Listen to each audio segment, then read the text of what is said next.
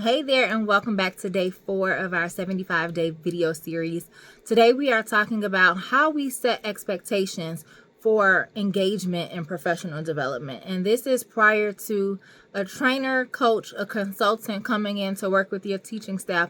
I want to know at the program level, what expectations do you have for engagement, and have you clearly communicated that to your team? Before I jump into our discussion, I want to introduce myself, because if not, that would be rude, right?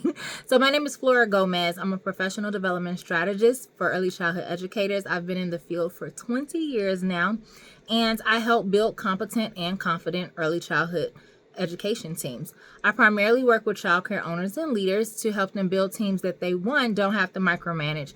2, we also need to create systems that run on autopilot. And then 3, we want to curate an environment that really gets teachers excited to come to work.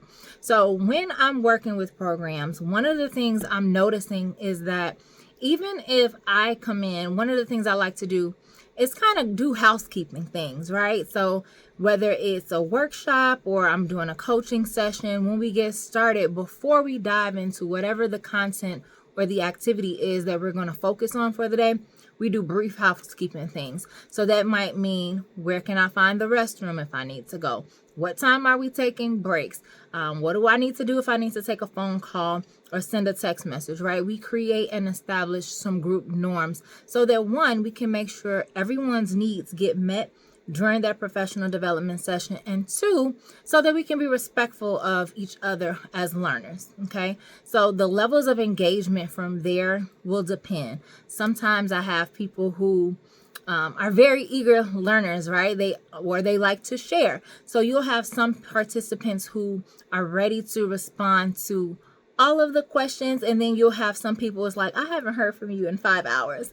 I really love to know what you think, right? So it's just going to vary from person to person. So even though I like to establish my own norms when I'm working with teams, I like to know what type of expectations you have for your staff prior to, and how do you communicate that to them. So I'll give you an example. I was recently talking on the phone with a childcare director because I'm planning to come in to their site soon to facilitate a training, and she shared with me some of the expectations, right? She asked, will they need any technology, or, what are going to be the expectations around that? Because my teachers can get sidetracked and they'll be doing lesson plans, they'll be emailing parents, right? A lot of things that aren't necessarily pertaining to the training. So she wanted to get a jump start to find out how much technology, for example, will be needed and at what points will they need it. She said, and I would like for you to tell them specifically, now you can take out your laptops, or you won't need your computer for this portion of the training, just to ensure that they're engaged, focused, and paying attention. And when she said that to me, I can tell you it felt like a heavy weight lifted off of my shoulders, because I'm usually having these conversations. Sometimes they end up on the back end, depending on what happens in the session. But to have a leader who already understands their team, what their behavior is like, and they have a plan in place, lets me know that, one, you're taking the professional development serious, and 2, you expect your team to do the same. So as we engage in this conversation, of course, I answer her questions about the use of technology in the session, when and where they would need it. But then I also asked if she would kindly communicate her expectations to her team prior to my arrival. So one of the things I noticed is that sometimes when we have PD providers come in, it's I've said this 5 different times, but I want you to tell them. And I'm like, I have no authority over your program, right? So it is up to the leader to set the tone and expectations. And I like to come in and follow suit, because after 6 hours, 12 hours, 2 weeks, 3 days with you, I'm going to leave. Okay, unless we have an ongoing relationship. And even still, I like to remind program leaders, I'm not the supervisor, right? So I don't really have the authority that you have, and you have to communicate and enforce your expectations as well. So I want you to think about how you want your participants to engage in in-person and virtual settings. So I was having discussions with some colleagues recently, and we were talking about virtual professional development, and it became like this big debate about on camera versus off camera. And I'm usually a black and white, in or out, very clear about what side of the fence I stand on with certain issues. But when it comes to the camera on, camera off thing, I'm in the middle. Okay. And the reason why I'm in the middle is because I know that it is possible, it's very possible for a participant to have their camera off and still be highly engaged. And the reason I know this is because they're coming off of mute and responding to questions, or they're engaging in the chat. When I put them in breakout rooms and they come back, I see that even if they went in with their cameras off, they come back with their cameras on, right? So I'm noticing they are participating even though I can't see them. Now, my personal preference is that you have your camera on. One of the ways that I'm a very intuitive person, so I'm looking at body language, right? If I say something and you frown, I want to be able to catch that frown so that I can say, hey, I noticed you made a face. Can you tell me, what does that face mean? Do you disagree? Do you not understand? Are you thinking I'm crazy out of my mind, right? Let's have a conversation about it. So not having a camera on doesn't allow me to kind of pick up on some of those cues, or even if it's just a nice little head nod in agreement to say, yes, I'm following you. That really helps as well for me to gauge how well you're understanding and taking in the content. But you know what? Things happen, right? I even participate in meetings and training sometimes, and I'm not on camera. And it doesn't mean that I'm not engaged. It just means that I might not be in a position to be on camera sometimes. Now, when it's for work, I do try to show up and put my camera on, but I might attend a meeting and I might have to take the meeting in the car, or I might have my children moving around in the background. And so as opposed to having you seeing me fussing at them, I'm always pointing and, close my door and you're too loud. I know that those things can be distracting. So I'll just turn my camera off, but I'll continue to engage via the chat or come off of mute. So I like the ability to be able to choose what works best for me in a virtual setting. And I like to extend that to participants as well. However, we have to communicate some norms on the front end. So when leaders tell me, they have to have their cameras on, I'm like, yes. And not because I'm trying to restrict anybody or put you in a box, but it's just a great way to engage. And then also, when it comes to expectations, whether it's in person or virtually, when it comes to cell phones, what are the rules and the policies that we want to enforce? How often do you want people to, respond to questions? It might seem so small and tiny, but it makes a big difference. And then also when it comes to taking away from the workshop, I'm going to just be very transparent, right? Sometimes I get so frustrated. I did a PD last week, and it was a follow-up session from a program that I had worked with before. And I asked everybody, complete your evaluations. I'm going to send you your certificates shortly. And someone said, I never got my other certificate.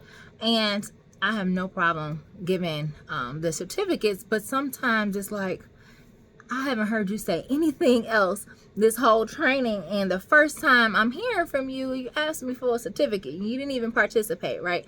So those are just small nuances, right? Of course, there is so much more that goes into planning and facilitating professional development.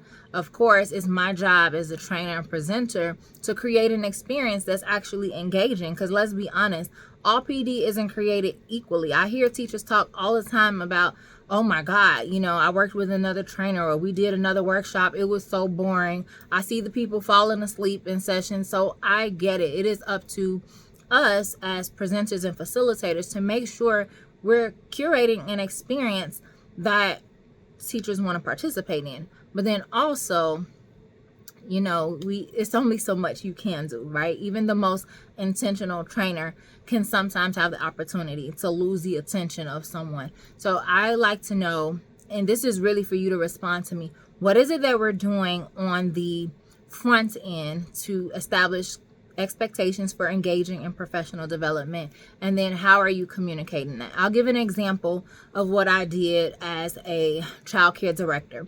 So I had PD sessions, and I was a part of a